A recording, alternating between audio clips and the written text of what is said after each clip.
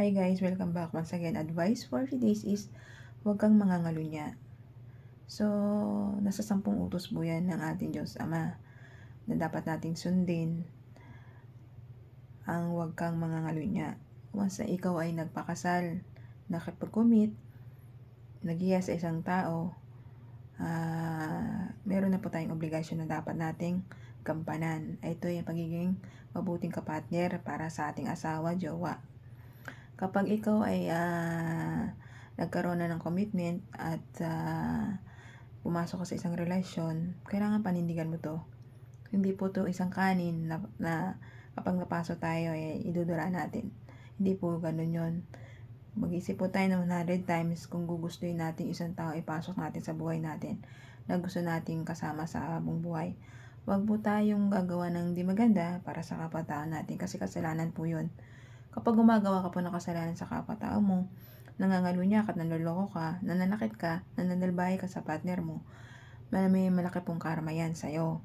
Kahit anuman tago mo, na pagtatago mo para sa partner mo, na panloloko mo sa partner mo, hindi ka po maliligtas sa mata ng Diyos.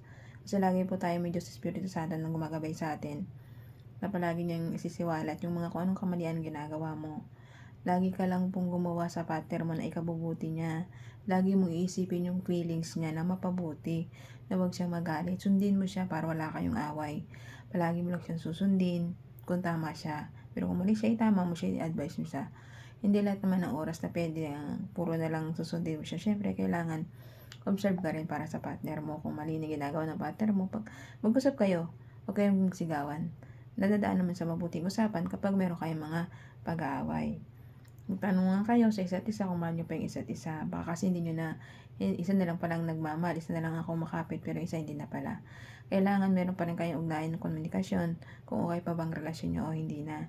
Kailangan lagi po tayo maging mapagmahal sa partner natin at higit sa lahat, i-focus nyo ang Diyos Ama sa relasyon nyo. Kasi kapag meron kang Diyos Amang buhay na nasalaan sa isang relasyon nyo, maiwasan mo yung gumawa ng pananaka sa kapwa-tao mo, yung pangangalo niya, panloloko, kung bababae sa partner mo. Bagkos, ipo-focus mo lang yung asawa mo, mamahalin mo sa hirap at sa ginhawa, siya ang gusto mo lang makasama sa habang buhay. Kaya ikaw, na nangangalunya para sa partner mo, tigilan na po natin yan.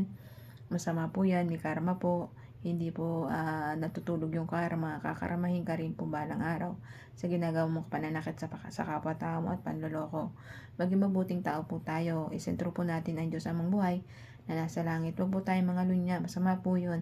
Mahulog ang kaluluwa mo sa impyerno once na ginagawa po natin na ulit-ulit yung ginagawa natin pangangalunya. Kung hindi nyo na humahal ang partner nyo, magsabi ko kayo ng totoo para hindi niya sasaktan natin. Kasi may deserving po rin po doon sa partner nyo na makasama niya sa buhay. Kung di mo naman yung partner mo, magsabi ka para meron naman siya makakilalang iba na para papasok sa buhay niya na magpapasaya sa kanya.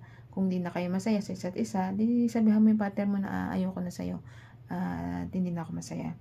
So panalayain ka naman siguro ng partner mo kung mahal ka naman niya. Kung alam niya naman na hindi mo na siya mahal at hindi na rin siya deserve para sa'yo. Kaya ikaw, habang maaga pa, magbago ka na. Huwag po tayo mga lunya para sa partner natin. Maging totoo po tayo at maging mapagmahal sa ating mga partner. At lalong-lalo na maging focus at maging sentro ang ating Diyos amang buhay na nasa langit kasama ang Diyos Anak at Diyos Espiritu Santo.